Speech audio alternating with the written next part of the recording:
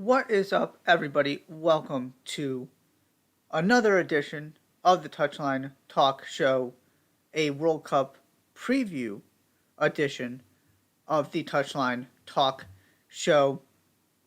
Before I kind of jump in, I want to give everybody an overview of what the show is going to look like. I'm going to do a group preview, just give some thoughts on every single group, A through H. Then going to take a break, come back with my tiers. I've divided all 32 teams into tiers. And then, of course, what is a preview show without some predictions? So in place of the weekend look ahead, I will be running through my predictions for the World Cup fairly quickly. And I say all of that sort of just so everybody can understand what else to expect, because all of these different sections are going to be divided into videos. Each group preview is going to be divided into its own video on YouTube.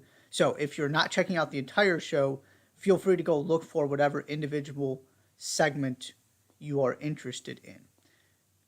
Before I get into talking all about this tournament, though, I do want to acknowledge the other part of this story that needs to be discussed and is already getting discussed before the games are even being played in Qatar, and that is the reality of a World Cup in Qatar and the social and political implications of that. This needs to be talked about because you cannot just separate sports from politics, as much as some people might want to. You just can't. You can try and ignore things, but they're intertwined in a way that you cannot completely separate them. Ignoring is not separating. They're two different things. And this is something I want to acknowledge and address. And the first thing I want to say is it's okay to feel conflicted about what is going to take place here and how we got to this place. I know I certainly feel that way. I've seen other people express similar sentiment. One of my big beliefs is life is not black and white. It is gray. There's no sort of obvious answer. There's, everybody's doing their best to try and cover all of this stuff and tell the complete story of this World Cup, because it is so different in so many different ways, and there are so many wide-reaching implications of what's happening. And so we should be excited because we get a World Cup, and that is amazing. And we also need to be paying attention to the other parts of this. FIFA and Qatar chose to have the World Cup played here. When you host an event like this with the entire world watching, and when you as FIFA decide to award, the biggest sporting event in the world, arguably, to Qatar, you are going to be held accountable for that decision, and you're going to have to be able to explain why. Or if you can't explain why, you're going to get held accountable for that. You cannot run from the responsibility here. And so, you're already seeing videos of TV cameras getting taken down and people being told not to take pictures and all this stuff. And what did you think was going to happen when you put the World Cup in Qatar? You can't hide this stuff. This is part of what is happening. And it's an important part. And it's a story that needs to be told. And so there is only so much that can be covered, and all of the concerns are well documented. So one thing I would do is I would encourage you as a soccer fan, you as somebody who's interested in the world around you, to go find the people who are actually in Qatar experiencing this and follow their coverage. Of course, also check out all the Touchline Talk content, but you're already seeing stuff. See what they have to say. See what their experience is like. We're going to start to find out things like, what are these teams actually doing? What kind of stand are they taking? What is the environment? There are people there who are dedicated to telling the non-soccer side of this. And so I would encourage everybody to find some people that you sort of connect with, you're interested in their work, and be on the lookout for that part of it too. Look for ways you can become more informed. That kind of thing. The next part of this I want to say is a lot of this conversation, and for good reason, is probably going to surround the sort of social side of this, the human rights side of this, from a sort of a cultural standpoint in terms of legal protections and things like that, and LGBTQ plus and all that stuff. That's an incredibly important conversation that needs to be had during this tournament. It's also easy once you start playing soccer to forget how many people died building these stadiums and making this possible. And so I just wanted to take a minute to acknowledge that part of this, because I feel like that might be an aspect of this conversation that, because there is so much, and because this is kind of course, not gone from the memory, but a thing that has already occurred, unfortunately and tragically, it's just sort of natural that the conversation shifts to things that are still happening and what is going on in Qatar now. And so I did want to recognize how many people unnecessarily lost their lives in order for this tournament to happen. The last thing. So much has been talked about, this World Cup, the way it was awarded, the way this is all playing out, the concerns that are already coming to fruition.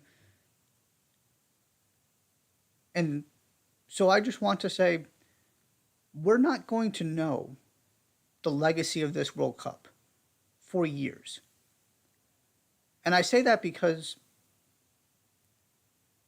the whole sort of selling point on some of this is the impact, the positive impact this tournament and the pressure of knowing everybody in the world is watching you can have on Qatar and making progress and improving those human rights issues and improving worker safety and that kind of thing.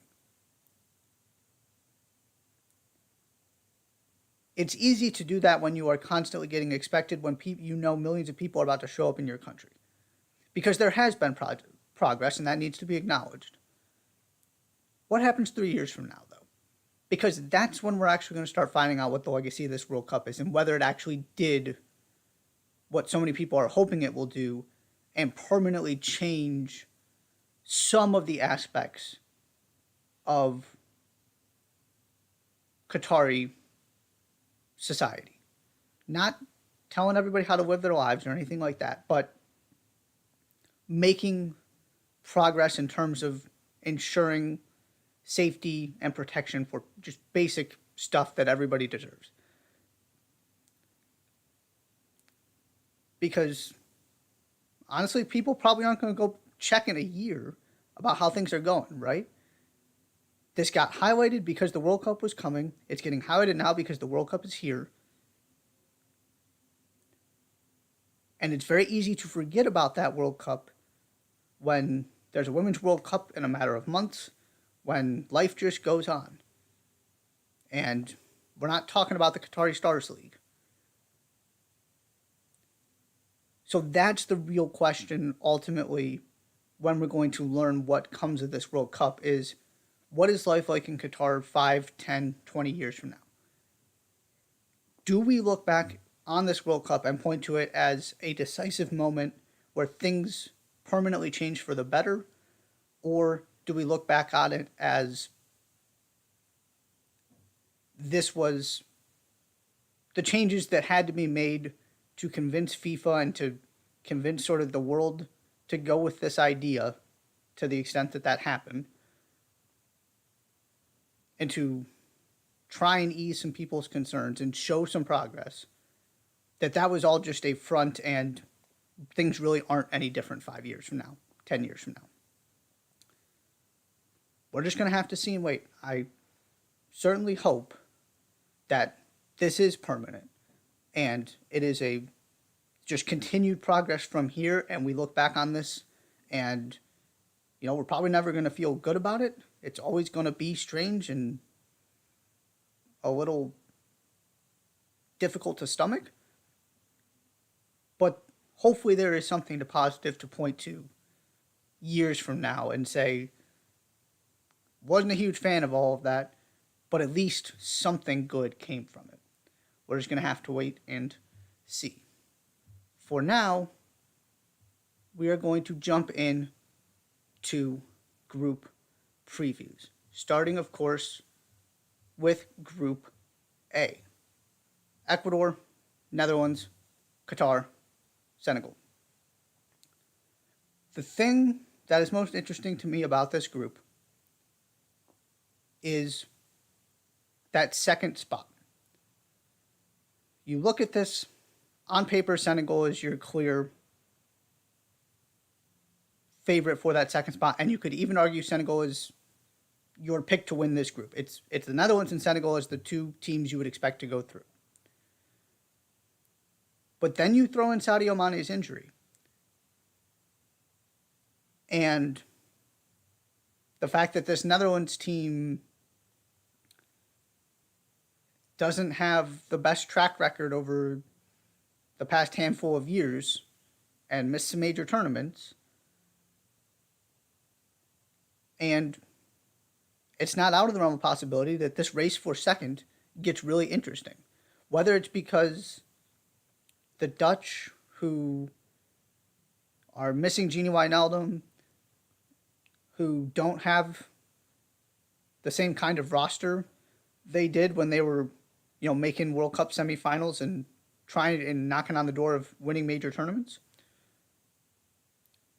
and who have had some really bad showings in the past 5 or so years, just disappoint in their return to the World Cup and don't perform up to expectations, or because Sadio Mane isn't himself, has a little bit of more of a setback and isn't able to actually take the field until it's too late, comes back too early and re-aggravates something, whatever it might be.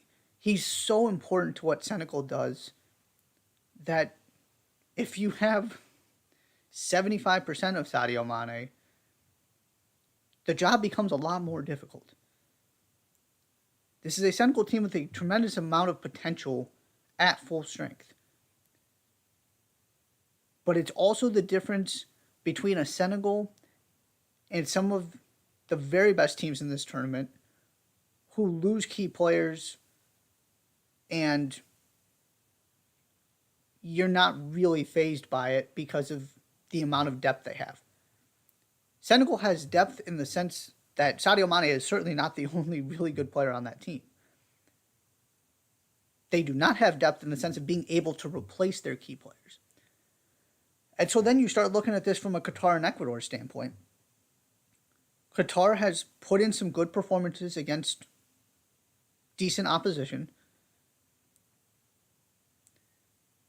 Still not convinced they're going to be able to hang with these three teams and put together enough good performances to be a factor in the conversation about the round of 16.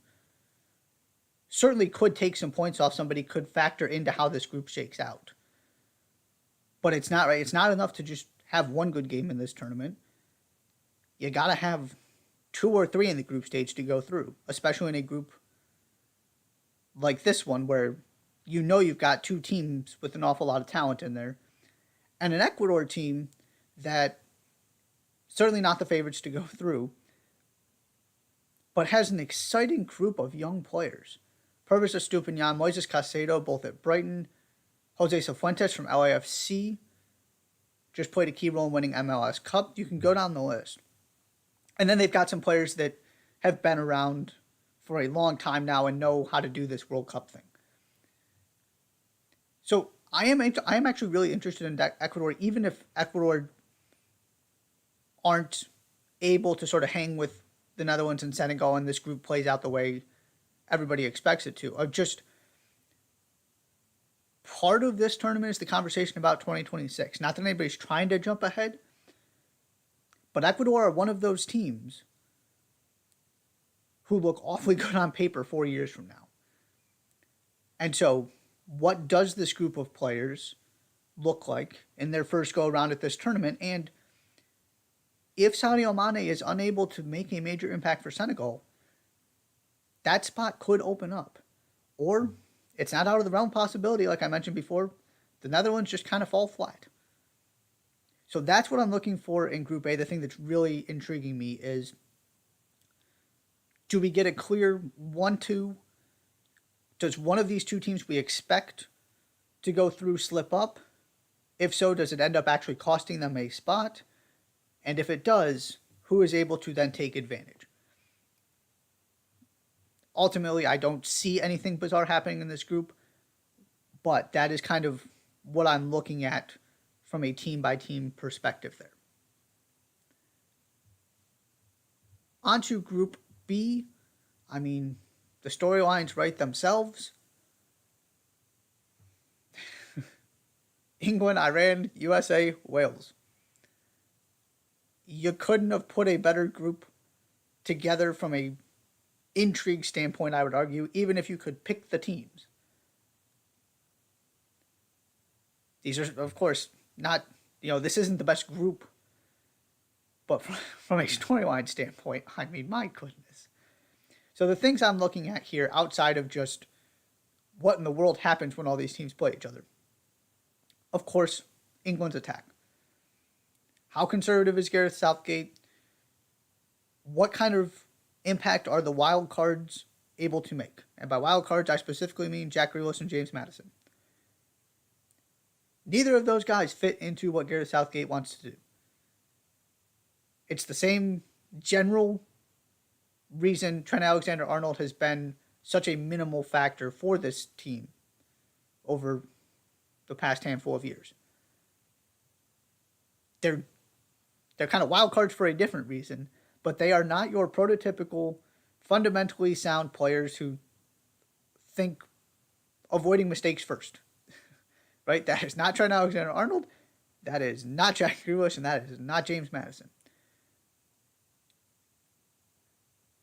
But at some point, to get from where England have been at major tournaments to actually being able to win the whole thing, you have to be able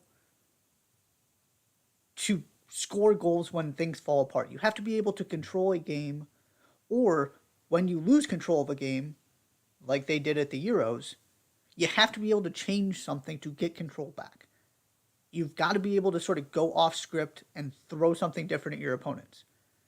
You can go an awful long way with their talent, their ability on set pieces, just doing what they've been doing and trying not to get scored on, hitting teams on the counter, keeping everything just sort of boring and tight and fundamentally sound. You can't win a World Cup doing that, though. You have two guys in Grealish and Maddison who give you something completely different. Not that they have to start, not that they have to play, 30 minutes apiece every single game. But what role do they play? Does Gareth Southgate get to a point where he just says, roam free? I am really curious about that aspect for England. And then the other thing in this group is just the amount of English-based players between the US, England, and Wales. And,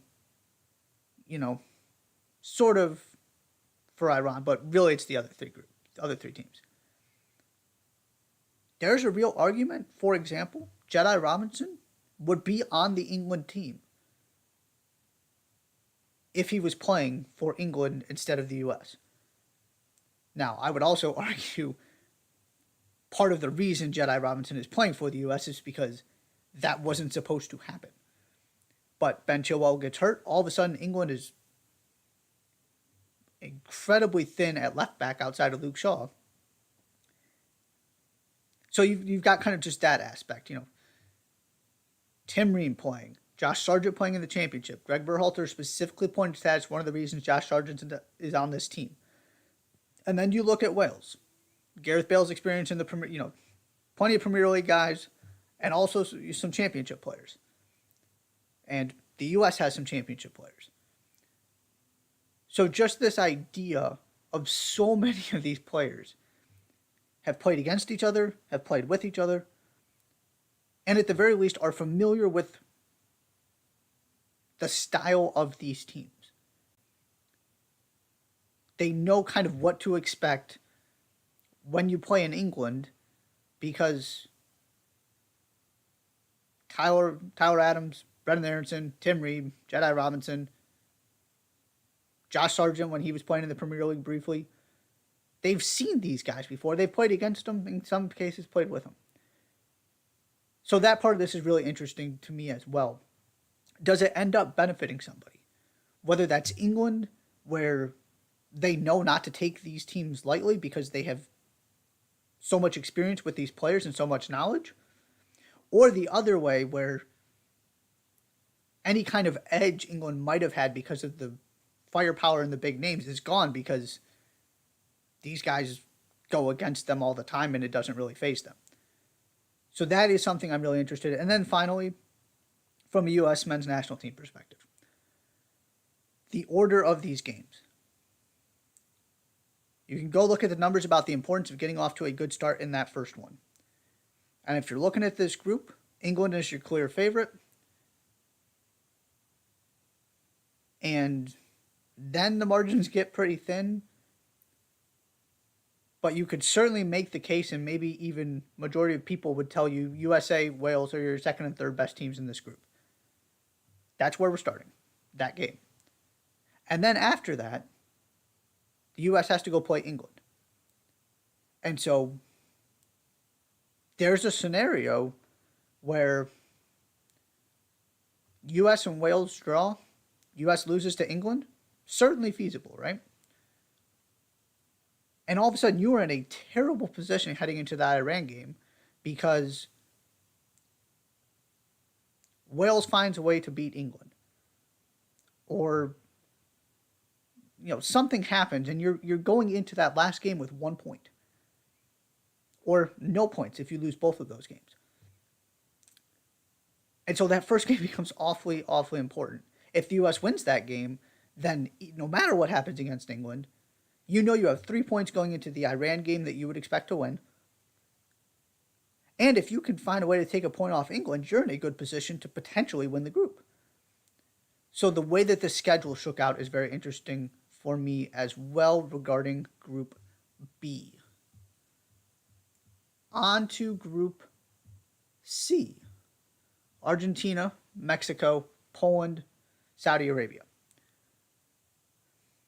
The two big storylines for me here, well, really three, but the first two I want to talk about. Argentina just doesn't lose. Can they keep that going?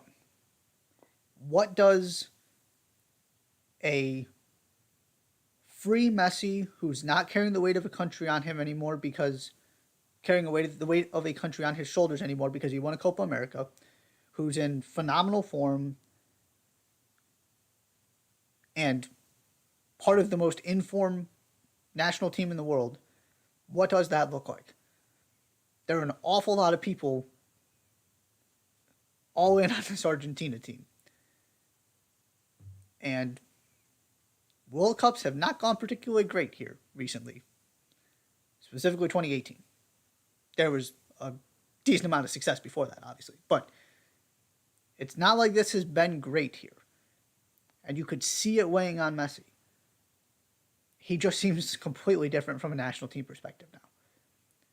So are they just going to continue to find ways to not lose and win all of these games? Or is it almost sort of a bad thing that they haven't lost in so long because the numbers tell you they're going to lose at some point, and it comes at a really costly time.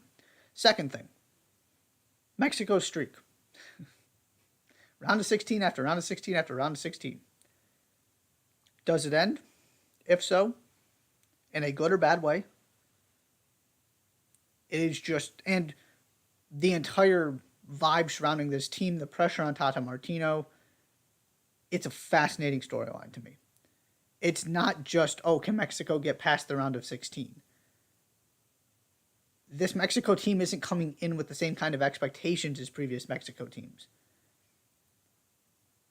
So, does that end up playing to their benefit where they surprise some people because they're not looked at the same way they were in, say, 2018? Or was the struggle that they've had here recently indicative of they're not even a team that can get out of the group stage? And the other thing I want to mention very simply is Lionel Messi and Robert Lewandowski are in this group. That's two of the best 5 players in the world, give or take. Not something you see every single day, so that's going to be really fun. And not a matchup you see, I mean, certainly they've played each other, but they haven't been in the same league, things like that. So you don't see this all that often. And you certainly don't see it on the international stage. So that's another interesting aspect of this. And then similar to Group B, Mexico-Poland, first game. Argentina is your clear favorite. Saudi Arabia is the team that is expected to finish 4th. I had a real hard time picking between Poland and Mexico. The result of that game is going to go a long, long way toward determining how this group is going to shake out. And we get it right off the bat. So, that is what I'm looking at in Group C. Moving on to Group D, Australia, Denmark, France, Tunisia. This one is pretty cut and dry in terms of your favorites. Denmark coming off of that incredible run at Euro 2020. France, obviously 2018 World Cup champions. Absolutely loaded squad. Feel awful for Christopher Nkunku. He's one of my favorite players to watch. I was really looking forward to him getting this opportunity. Good news is he's going to have more in his career, assuming things keep going. Though, I mean, he's scoring goals with the best in the Bundesliga right now. But I was really looking forward to him getting this opportunity, and unfortunately, he had to leave with an injury he suffered in camp right when he got in with this national team. Still absolutely loaded with France, though. So, from a France standpoint, how do they look with Karim Benzema and Kylian Mbappe, because that did not go so well at Euro 2020, and how do they look without what you have come to know as the France midfield? Paul Pogba and N'Golo Kante. Neither of them are at this tournament. So, you're looking at your Aurélien Tchouaménis. Different guys are going to have to step up. This is the next version, next generation, if you will, of the French midfield. This team is loaded on paper, even with the injuries. And they've probably been hit harder than any other team with these injuries, from the ones that happened, a little while ago to just losing Christopher Nkunku. And you look up and it's, Antoine Griezmann, Karim Benzema, and Kylian Mbappe. I mean, my goodness. They're loaded at center back. Theo Hernandez is arguably the best left back in the world. It's remarkable. The question with France is always going to be not necessarily on the field, but off of it. There is always something going on. You saw it at Euro 2020. Can this team find the chemistry and get along well enough to make another run? Or are we going to get a repeat where they dramatically underachieve and you just feel like there is no cohesion and no togetherness in this group? The second part of this, from a Denmark-France perspective, assuming those are the two teams that go through, the second place team in this group plays the winner of Group C. That's probably going to be Argentina. So if you want to avoid facing Argentina in the round of 16, you need to win this group. Denmark has had success against France. Denmark could very well win this group. And then we're talking about France, Argentina in the round of 16, potentially. So that's the other aspect of this I'm really interested in. I know which two teams I think are going to get out. I know which two teams should get out. But the order is incredibly important in this group because of Group C, where you've got three good teams. The difference between Mexico and Poland is next to nothing. But you've got Argentina there, and that's the team you're trying to avoid.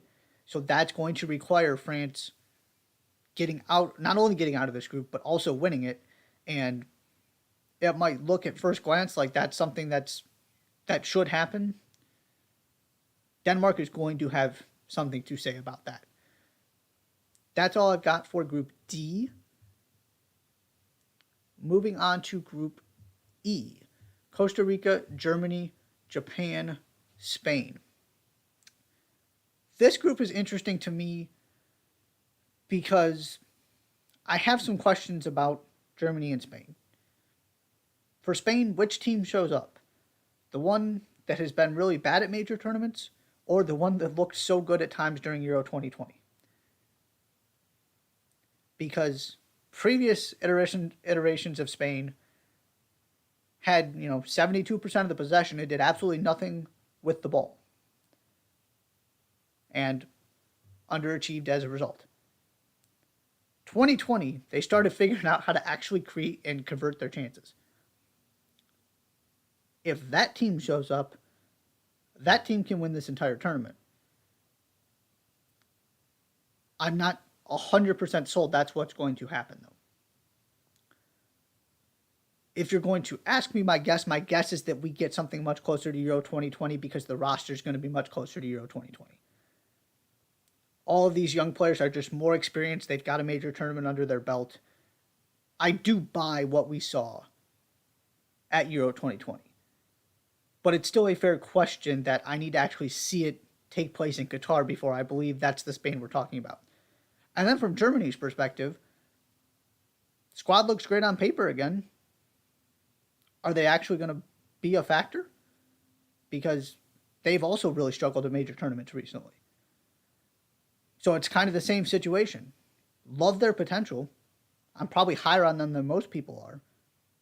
I need to see them actually perform well in the group stage, though, before I start talking about them potentially winning this group, them potentially becoming factors in winning this entire tournament, because they have the talent to do it. And then the other part of this.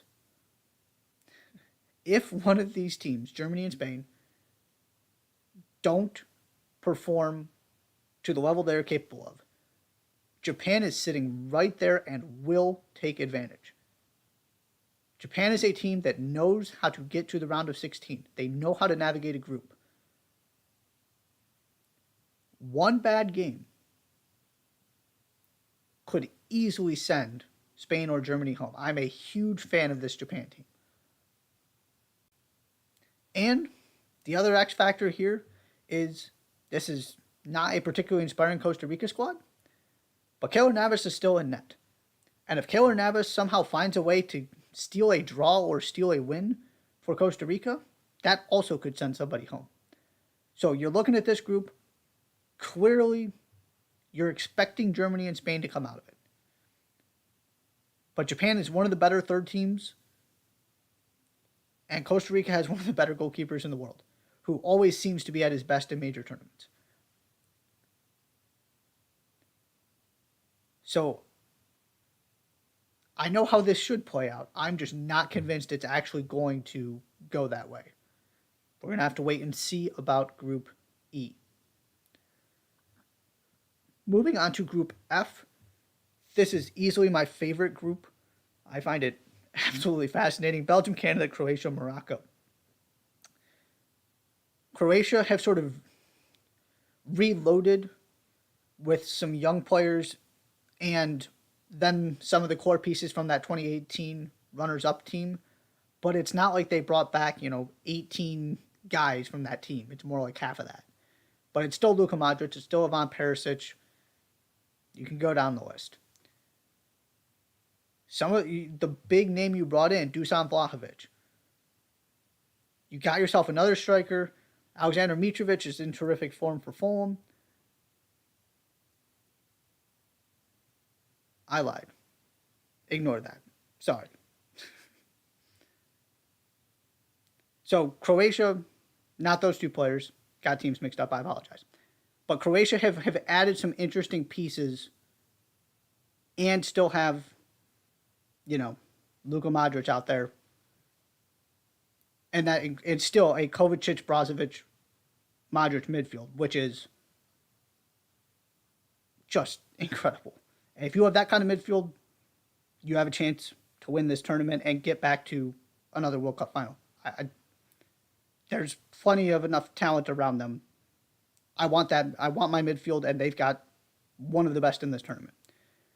And then on the Belgium side,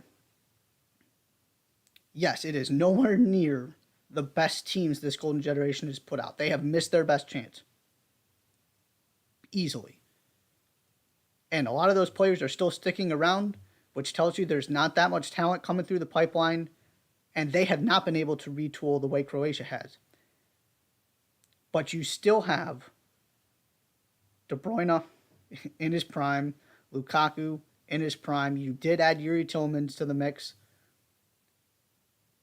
They have world-class players who are still in their prime.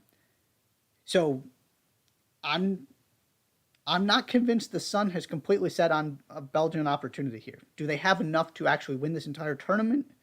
Maybe not. But I wouldn't be... Part of me thinks they're going to get one more run out of this. Primarily because Kevin De Bruyne is still there and thriving. Then you get to the other two teams here. Morocco is welcoming back Hakim Ziyech. New manager. That seemed like a chemistry disaster. So they sort of scrapped everything right before the World Cup. Seemed to be in a much better place. Ziyech was brought back from exile. So you've got a better squad. You've got a dynamic guy in Ziyech. This is a talented team that I would like their chances of getting out in a different group. They just got a really tough draw. And the other team that got a really tough draw is Canada. I would be picking Canada certainly out of Group A, out of Group B, out of Group C. Just off the top of my head there, and those weren't the only ones. Probably out of at least half of the groups, I would be picking Canada to go through. They are, to me, probably the best third, quote-unquote, third team in a group. And so, if Croatia, for some reason, Perisic, Modric, just don't have the legs for whatever reason, if De Bruyne gets hurt and all of a sudden Belgium is not the same team, if something happens, Canada is going to be right there. Similar to what I was talking about with Japan. And Canada might just get out of this group anyway. And I'm really interested in the Canada-Croatia matchup in particular. Not only because I think those are the two teams that are battling for the second spot, but because that is a team with a lot of traction and wear on your body in terms of the Modric's and Perisic's of the world against the pace and one-on-one ability of Alphonso Davies, of Tajon Buchanan, Kyle Larin, Jonathan David. This Canada team is really, really good. They're going to be even better in 2026. But don't sleep on Canada. I do feel bad for them because to me they were the loser of the draw because they got stuck with two really good European teams. But from top to bottom, this is easily the most balanced group for me. So that's Group F. And then on to Group G. Brazil, Cameroon, Serbia, Switzerland. I'm going to start with the teams that are not expected to get through, and then kind of work my way up to your favorite. Cameroon. Talent may not blow you away, but I am interested in this Cameroon team because of the form some of these players are in. Specifically, Eric Maxim Choupo-Moting, who just scores every time he takes the field for Bayern Munich right now, and Andre Frank Zambo-Anguissa, who's playing out of his mind for Napoli. For these two players, this tournament could not have come at a better time. If in June we were talking about, oh man, Cameroon's going to be bringing Eric Maxim Choupo-Moting and Andre Frank Zambo-Anguissa, it just wouldn't have registered. And now all of a sudden, Zambo-Anguissa is running the show for the best team in Italy that is playing as well as any team in the world. Eric Maxim Choupo-Moting has essentially replaced Robert Lewandowski. Now, I'm not trying to say he's Lewandowski, but you get my point. So, can this translate to a World Cup? Because all of a sudden, we're having a different conversation about Cameroon. And then Serbia. I love this Serbian team. This is the team I am really, really high on. And again, they got a tough break here with both Switzerland and Brazil in this group. But I love their depth, the attacking options, of course, Sergei Milinkovic-Savic. To me, they are right there with Switzerland. And from a Switzerland standpoint, they have proven time and time again how dangerous they are at World Cups. Can they take that next step and find a way to get out of this group, get a good draw in the round of 16, pull off an upset, and all of a sudden you're in the semifinals? Not out of the realm of possibility. And then, of course, we have Brazil. The thing I'm most curious about in the group stage from Brazil's standpoint is how do they use everybody? What does this end up looking like? You've got all of these attackers that, can play through the middle, can play on the wing. Bruno Guimaraes is in there. Lucas Paqueta is in there.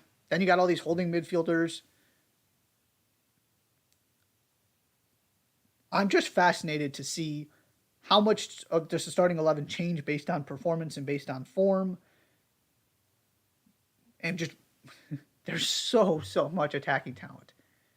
What does it actually look like when they show up at this tournament? That's all for Group G. And finally, we have Group H. Ghana, Portugal, South Korea, Uruguay. For Portugal, it's very similar to France for me. We're already seeing these videos coming out about Cristiano Ronaldo and his interactions with teammates. It is entirely possible they were taken out of context. It's not exactly clear what they actually mean or what actually happened, so I'm not going to draw too much from those. But you just look at what is happening at Manchester United right now. And you see this is the beginning for Portugal, and it is entirely fair to wonder two different parts of this. One, from a culture, cohesion, togetherness standpoint, is Ronaldo going to wreck Portugal? And two, if that part of it is okay, from an on-the-field standpoint, is Ronaldo going to do to Portugal what he's done to Manchester United? They are a more effective team, a better team with him on the bench, at least to start games. Maybe there's certainly value to, okay, you're down a goal, you bring him on for 30 minutes. He certainly has a role to play for Portugal. I mean, he's Cristiano Ronaldo. But if you are starting him and playing him 75, 90 minutes every single game, with all of the attacking talent Portugal has,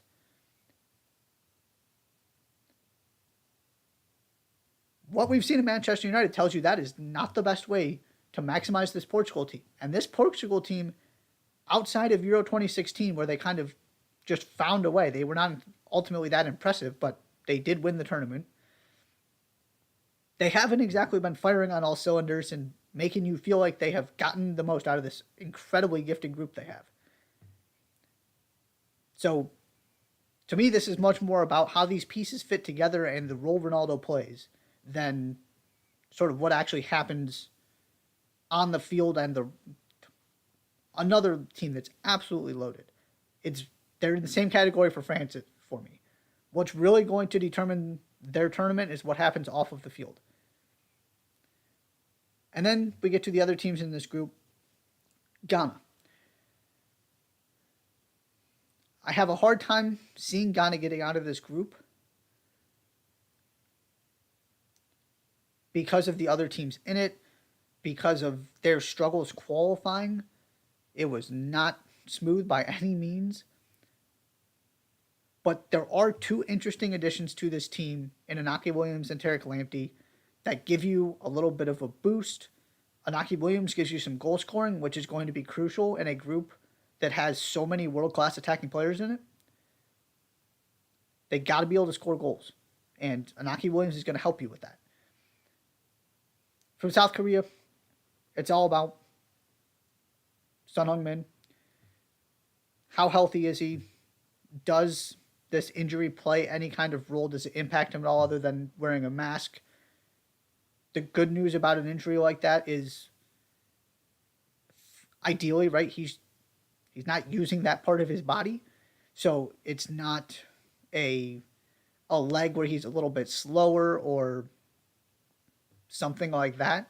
And it's not an easy thing to re-aggravate, I would think. Of course, but from just, a physical running standpoint of pulling a hamstring again or something like that. So it kind of feels like if he's good to go, that he really does mean he's good to go. And I don't have the same concerns I have about Sadio Mane. But we also need to see what this ends up looking like. Because South Korea getting out of this group needs every single minute they can get from Son. He has to be spectacular. And then we get to the other two teams, or the other team, the one left is Uruguay. Uruguay has a very intriguing mix of players who feels like have been around forever and really good young players. Specifically Rodrigo Bentancur, who's not that young at this point. He's got plenty of experience in Europe. And, of course, Darwin Nunez. And Fede Valverde. That's a big-time trio to be adding the form Bentancur's in, what Valverde's doing, what Darwin Nunez has become. Those are some massive additions to a team that's had success consistently at major tournaments. So they are one of the more intriguing teams for me because I sort of need to see it all come together, but if it does come together, they could be a force to be reckoned with. So that is Group H. Those are the World Cup previews. I'm going to take a quick break, and when I come back, I'm going to unveil my tiers. We've got 4 tiers for these 32 teams. You're watching the Touchline Talk Show. Don't go anywhere.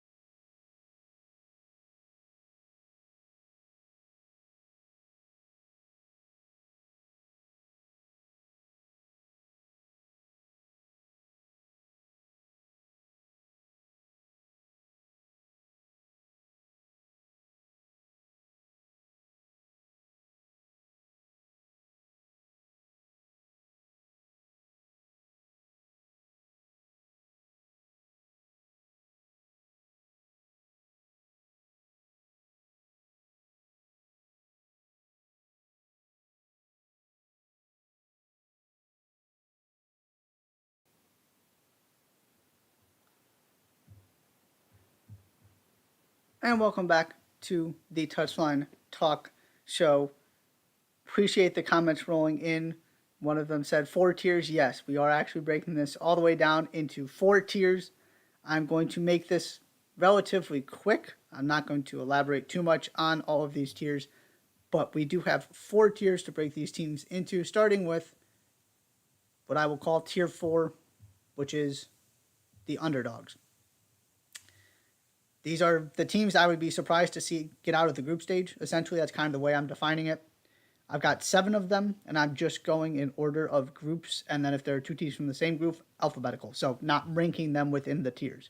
But the 7 I have: Qatar from Group A, Saudi Arabia from Group C, Australia from Group D, Tunisia from Group D, Costa Rica from Group E, Cameroon from Group G, and Ghana from Group H.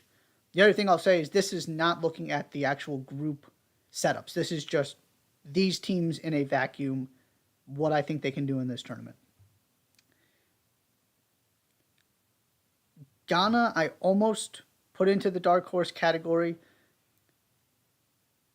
but the 2 players I mentioned, Naki Williams, Tariq Lamptey, we haven't seen them with Ghana. Those were new additions that just got their eligibility for Ghana. The goalkeeping situation is, through no fault of Ghana's own, a disaster with these injuries. So I was tempted, but I just couldn't bring myself to actually put them in the dark horse category, which is up next. So I'm defining our dark horses as teams that could very well get out of the group stage, and you wouldn't be necessarily surprised to see them end up in the quarterfinals or something. But there is a ceiling where I don't see them going past 1 or 2 rounds into the knockout stage. I've got 12 of these.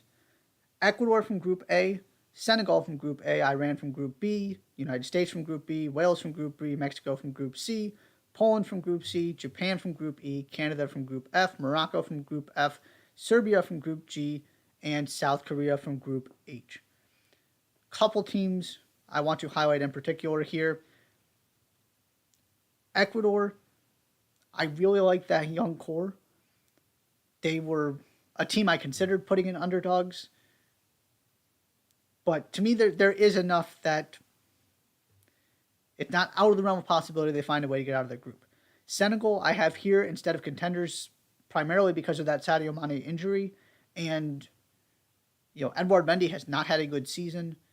So they are not the same team. They're not what they looked like when they won the Africa Cup of Nations. So I knocked them down a little bit for that. They're certainly one of the teams, if I were ranking my dark horses, they'd certainly be near the top. The United States, I do ultimately think there's a ceiling on this. As much as Greg Berhalter wants to say you get into the knockout rounds and anything can happen, which is true, I see a limit where we're talking about being one of the best 10 or so teams in the world rather than one of the best 4 to 8. Same thing with Wales, Mexico, Poland, Canada. It's a lot to ask a team that's never done this before to go all the way to getting not only out of a group but into, the semifinal conversation. As much as I like this Canada team, they're not quite there yet. And I mentioned how much I like Serbia. Again, a team that hasn't done this before, so I wasn't going to go jump them all the way up to the next category, but they are also one of those teams higher on my list of dark horses. Next, we have contenders. So I'm defining contenders as teams you could absolutely see ending up in the semifinals, that you wouldn't be stunned if they won the entire tournament. However, you wouldn't pick them to do so, is basically the definition I'm going with. So I have 7. Netherlands from Group A, Denmark from Group D, Germany from Group E, Belgium from Group F, Croatia from Group F, Switzerland from Group G, and Uruguay from Group H. I also think there's a ceiling on this Netherlands team,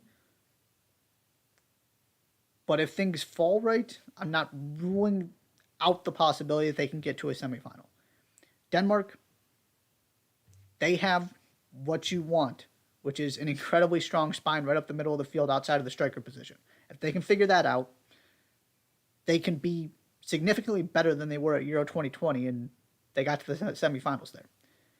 Germany, until I see this team, this group of players, actually deliver, I can't put them any higher than contenders. Belgium, this is the tournament where they drop from the next category, which I'll get to in a minute, down to contenders because they just don't have the same kind of depth and world-class talent.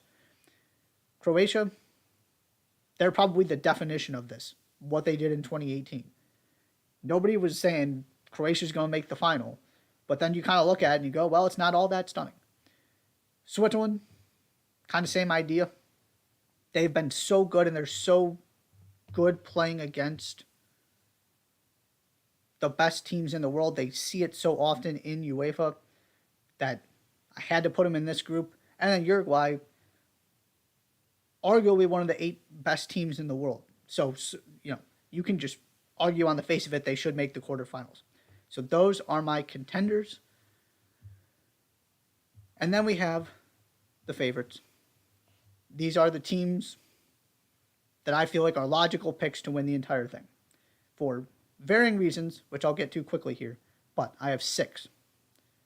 So these are your final 6 teams. England from Group B, Argentina from Group C, France from Group D, Spain from Group E, Brazil from Group G, and Portugal from Group H. England from Group B, they are built to succeed at major tournaments with the way Gareth Southgate plays. They did bring those 2 guys I mentioned in Jack Grealish and James Maddison to give you some of that offensive firepower. Harry Kane can go win you games on his own. They're exceptionally talented. You can absolutely talk yourself into England finding a way to actually bring it home on top of what the women's team did winning the European Championship. Argentina, very simple. Messi, and again, I don't think this point can be overemphasized. A free Messi without carrying the weight of not having won something for Argentina. This is the best Argentina team he's been around from a fit standpoint, from a chemistry standpoint. They're the most informed team in the world. Obviously, they're a favorite. France, just go look at the squad, even with the injuries. Obviously, they're a favorite. They won it in 2018. Spain, I went back and forth a little bit, but ultimately what they did at Euro 2020 convinced me there is the odds makers are putting them up there as a favorite. They were probably the last team I included on this list, but they did enough for me to convince me that not only are they capable of getting the semifinals, they are capable of winning this whole thing. That's not the part I have an issue with. The part I have more of an issue with is whether they actually are going to do so. And then Brazil, again, just go look at the squad, look at the players that got left off.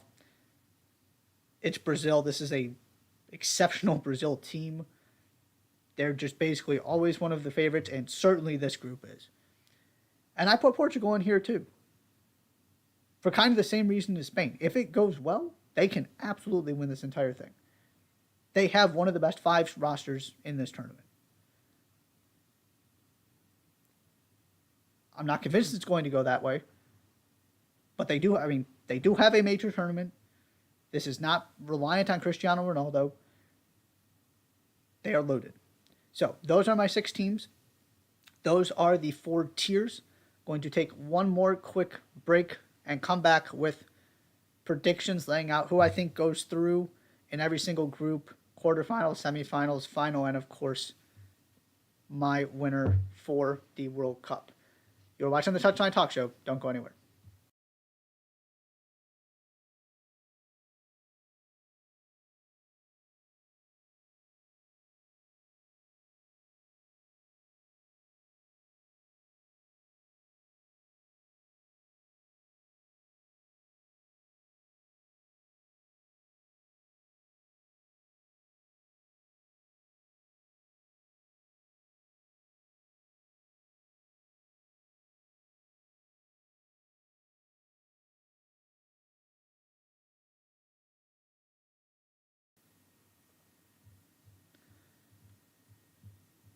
And welcome back to the Touchline Talk Show one final time for this World Cup preview.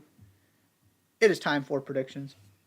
So I'm just going to roll through how I see the round of 16 bracket lining up and then just talk through every single round after that, all these matchups go pretty quickly, but sort of talk through every single one. Winner of Group A, I have the Netherlands, especially with Sadio Mane's injury. I would have picked the Netherlands anyway. I feel even more confident about it now. They should win that group. Second place team from Group B, I have the United States. They are the second best team on paper in that group.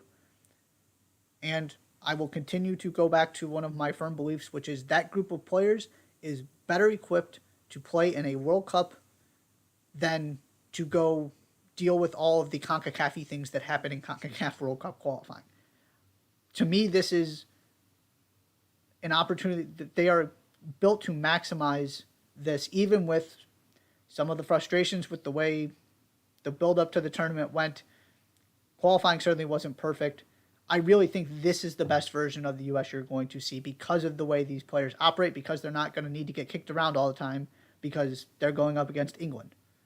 Not, some of these teams from CONCACAF who know they're outmatched from a skill standpoint. So I'll go through and actually give my winners for all of these as I'm talking through. So I have the Netherlands advancing to the quarterfinals. Talent-wise, they've got an edge. This is, they are one of the most successful countries in the history of the World Cup, especially the most successful that's never actually won one. I do like this team. Virgil van Dijk finally gets to play in a tournament of this magnitude. It's close, but that's a game from the Netherlands standpoint you feel like you should win. I think they do. Second round of 16 matchup. My Group C winner is Argentina. Don't really need to explain that one. Going up against Denmark, the second place team from Group D. Ultimately, I think France get a little bit of an edge and finish winning Group D, so that's why I have Denmark in second. I've got Denmark winning this game. This just screams Denmark upset to me. From Kasper Schmeichel in goal, again, the middle of the field and sort of straight up the spine of the team to be able to limit the impact of Messi. I'm scared there's almost too much hype surrounding this Argentina team. And so I have a couple interesting upsets here in the round of 16, and this is one of them. Denmark's just not scared of anybody. They are right up there as one of the top 10 teams in the world. And on any given day, they can beat anybody. Go look at what they've done in various UEFA competitions here recently. So I have Denmark going through in that one. Then first place team in Group E, I have Spain. Second place team in Group F, I have Croatia. This would be a phenomenal matchup if we got it again. I've got Spain winning. Ultimately, I think the energy in midfield, all of those young players for Spain are going to be too much for the veterans of Croatia. And then Group G winners, I have Brazil. No need to justify that one. And I have Uruguay as the second place team in Group H. I've got Brazil winning that one. I would like Uruguay's chances against just about anybody else. They don't have enough to hang with Brazil. Brazil are just absolutely loaded. So that's one side of the bracket. On the other side, Group B winner, I have England. Don't really feel the need to explain that one. Second place team in Group A, I have Senegal. I do think Senegal get through as that second team. I have England winning that game. Again, Sadio Mane concerns. England are the better team. Don't really need to go farther than that. Group D winner, I have France, as I already mentioned. Group C, second place team. I went back and forth about this one, but ultimately I went with Mexico. I do think they're going to surprise some people because all of a sudden expectations are really low with the way things have gone. And I have Mexico exiting in the round of 16 again as France advance to the quarterfinals. Group F winner, I have Belgium. They will face Germany as the second place team in Group E. I've got Belgium winning that game. Belgium have the best player on the field in that game. Germany is going to be really lacking at the striker position. It was already an issue. Now Timo Werner is not participating. Romelu Lukaku is still there. He's been injured this season for Inter. I still just love the core of this Belgian team. And then Group H winner, I have Portugal facing second place team from Group G, and that is Serbia. This is my one upset to a certain extent in the group stage. I have Serbia getting out instead of Switzerland. I love this Serbian team. Part of this is I just want this to happen because I want to watch them more. But I really think they're right there with Switzerland. They catch a break somewhere and get in, and then I have them beating Portugal. To me, Portugal is going to be what France was at Euro 2020. The exceptionally talented team that it kind of comes apart at the seams and they exit way earlier than they should. And Serbia has the players to make this happen. So my quarterfinal matchups, Netherlands against Denmark, Spain against Brazil, England against France, Belgium against Serbia. Starting with Netherlands and Denmark, I have Denmark going through, and I feel like there's a real argument. It's just because Denmark is the better team. There's a ceiling to the Dutch, and I feel like Denmark's ceiling is higher. And so that ultimately was the tiebreaker for me. Spain, Brazil, I've got Brazil going through. I think things have to fall right for Spain to get to a semifinal. I feel like it's more of a quarterfinal exit for them because they're going to come up against one of these teams that has just a little bit more talent than they do and more experience, and that's ultimately going to make the difference. On the other side, England, France, boy, what a game that would be. I have England advancing. This, to me, screams Gareth Southgate pragmatism wins the day. That you find a way to keep Mbappe out of transition, you find a way to slow down Benzema, you control the game through the midfield because France does not have their first choice midfield, and England are able to win this game. And then Belgium, Serbia, I've got Belgium. This is where, as much as I love this Serbian team, you run out of firepower. You're going up against Kevin De Bruyne, Yuri Tillmans in that midfield, and ultimately a phenomenal tournament for Serbia comes to an end. So that leaves us with 3 European teams and Brazil in the semifinals. Denmark, Brazil, semifinal number 1. I've got Brazil advancing. This is where finally Denmark runs out of steam. Brazil is just better at basically every single position on the field.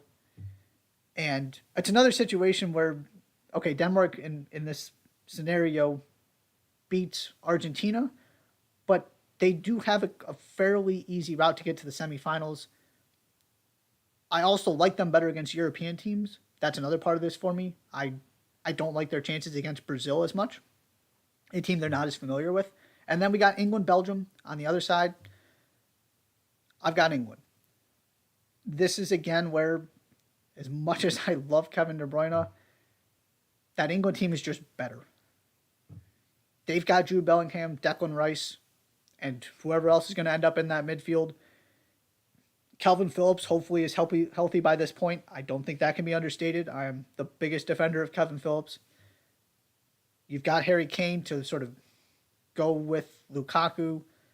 You've got some of De Bruyne's teammates, so you've got that little bit of an advantage.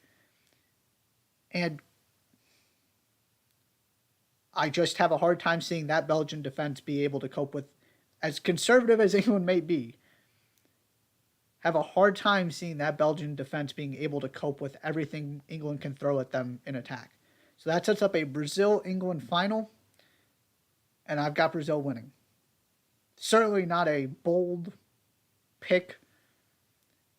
And the reason I'm going with Brazil, and I have really talked myself into this over the last week or so, is I do feel like they're the best team in this tournament on paper, which to me does not mean all that much.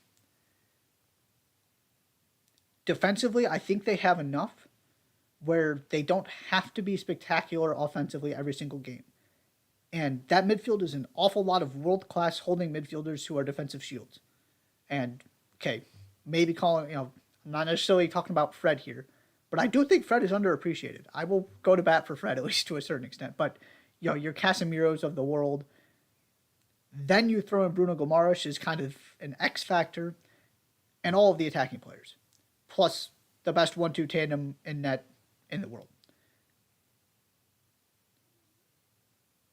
So that is part of it. I do feel like they have enough defensively where they can win that 1-0 game.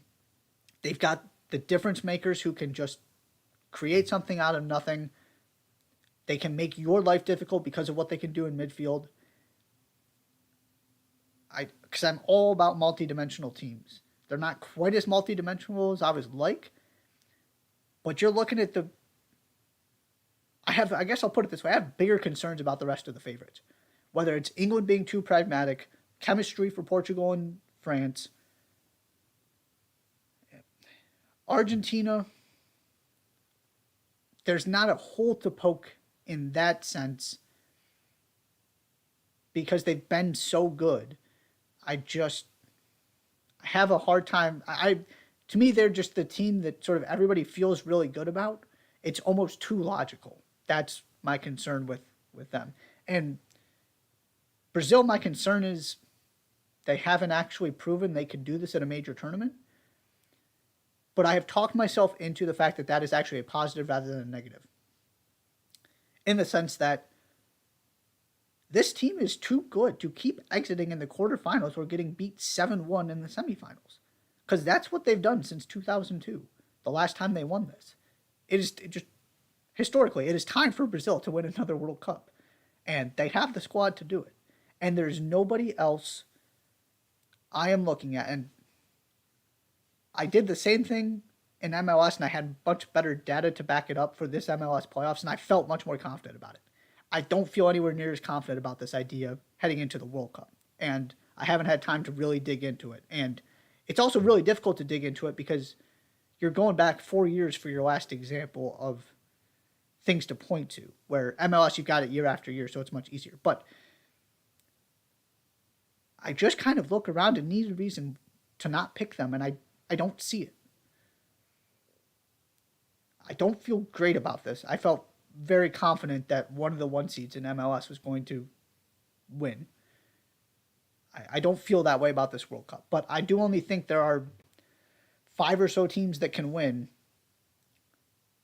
I'm not picking one of the teams I have major chemistry concerns about, and from a Portugal standpoint. Can they actually put it together at a major tournament and look really good? Because they haven't done that yet. So that rules out France. That rules out Portugal. I also just don't want to pick a team winning back-to-back World Cups as a personal policy. I don't pick back-to-back champions unless I feel really strongly about it.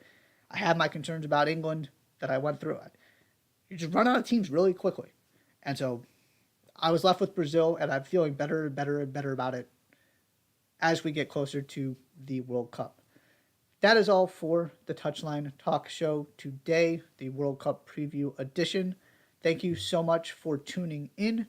Be sure to hit that subscribe button on YouTube so you don't miss all my content during the tournament. You can also find my work on Substack, touchlinetalk.substack.com, as well as on Medium. This will be the final Touchline Talk Show until after the World Cup. I'll be doing recap videos every single day, so the plan from a content perspective is every weekday and then on weekends, at least for the group stage. So the content plan is going to look a little bit different. I will not be doing Wednesday night shows for the World Cup, but there will be plenty of stuff out there for you to enjoy. Thank you so much for tuning in. I'll see you next time.